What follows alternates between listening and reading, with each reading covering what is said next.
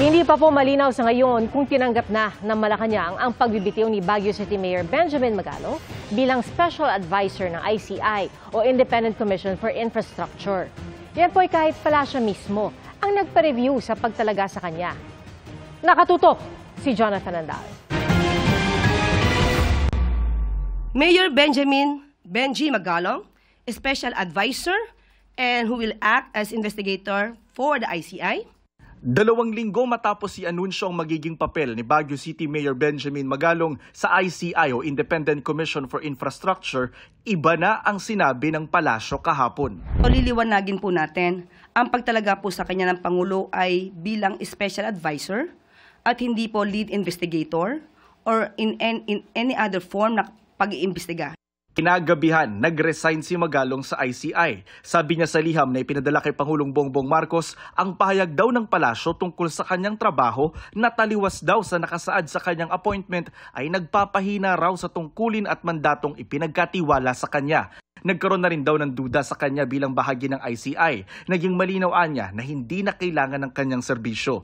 Kahapon ng umaga, nag-sorry si Magalong sa mga taga Baguio dahil naging busy raw siya sa ICI. Ang pahayag na ito ni Magalong binanggit ni Yusek Castro sa kanyang briefing kahapon nang i-anunsyo niyang pina-review ni Pangulong Bongbong Marcos sa legal team ang pagtalaga kay Magalong. Binanggit din ni Yusek Castro na may mga puna ng pagbibigay kay Magalong ng trabaho bilang ICI Special Advisor habang siya ay mayor.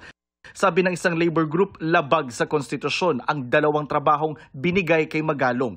Nakasaad daw kasi sa Section 7 Article 9B na ipinagbabawal ang mga nahalal na opisyal na ma-appoint sa kahit anong opisina ng gobyerno habang sila'y nasa termino pa, maliban na lang kung payagan ng batas o required sa hinihinging trabaho ng kanilang posisyon.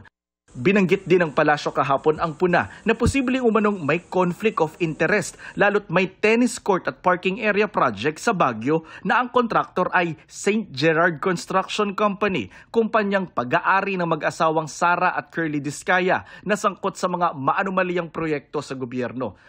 Dati nang sinabi ni Magalong na ang proyekto maayos na isagawa at alinsunod sa batas. Nilinaw din muli ni Magalong sa kanyang pahayag kanina na walang conflict of interest. Nagbitiw raw siya para protektahan ang integridad ng ICI.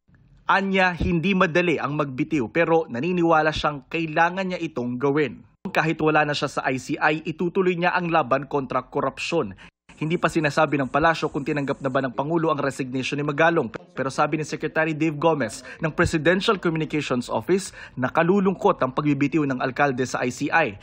Giit ni Gomez, mas mataas sa kahit na sino ang hinihingi ng taong bayan mula sa ICI. Iginagalang daw ng palasyo ang independence ng komisyon at dapat daw hayaan ito sa pagganap ng kanilang mandato. Para sa GMA Integrated News, Jonathan Andal, nakatutok, 24 oras.